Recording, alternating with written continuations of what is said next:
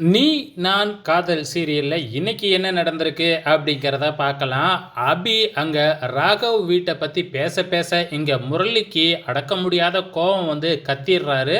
என்னாச்சு? எதுக்காக இப்ப இப்படி உங்களுக்கு கோவம்? அப்படிங்கிற மாதிரி விசாரிக்கும் பொழுது, "அபி, நீ அந்த வீட்டுக்கு போறதே எனக்கு பிடிக்கவே இல்ல. அந்த வீடு ரொம்பவுமே மோசம்." அப்படி இப்படின்னு ஏதேதோ சொல்லி சமாளிச்சர்றாரு.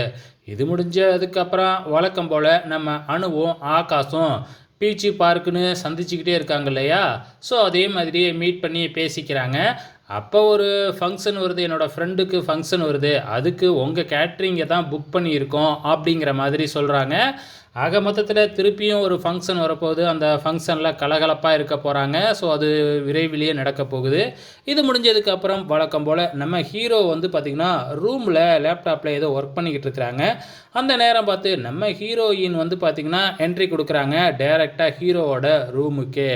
ஸோ, அப்போ வந்து பார்த்தீங்கன்னா, நம்ம ஹீரோ ஆபீஸுக்கு ஃபோன் பண்ணி வழக்கம் போல கோவமா கிளையண்ட் ஒர்க்கர்ஸ்கிட்டலாம் பேசிக்கிட்டு இருக்கிறாங்க. இத பார்க்குற அபி, இவரு இன்னும் திருந்தவே இல்லையாட்டுக்கு. நேத்து தான் நல்லவர்ன்னு நெனச்சோம்.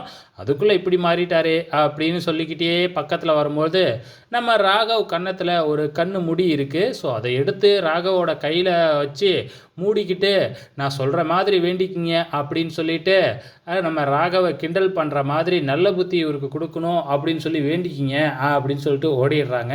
நம்ம ஹீரோவுக்கு பயங்கரமா கோவம். ஸோ, இதுக்கப்புறம் ஹீரோயின் கீழ ஓடிர்றாங்க. அந்த நேரம் பார்த்து நம்ம லாவண்யா வராங்க. லாவண்யா வந்து பாட்டிக்கிட்ட பேசிட்டு நேரா ராகவ் இருக்கிற இடத்துக்கு தான் போறாங்க. நம்ம ராகவும், லாவண்யாவும் சேர்ந்து வந்து பார்த்தீங்கன்னா, பிசினஸ பத்தி தான் பேசிக்கிறாங்க.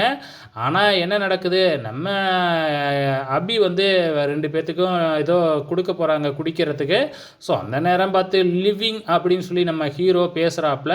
நம்ம ஹீரோயின் தான் எப்பயுமே தப்பா புரிஞ்சுக்கிறாப்ல இல்லையா? இதையும் தப்பா புரிஞ்சுக்கிறாங்க.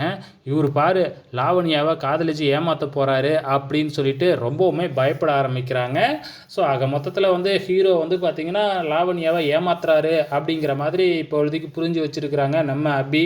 ஸோ, போக போக என்னலாம் நடக்க போகுது அப்படிங்கிறத வெயிட் பண்ணி பாருங்க.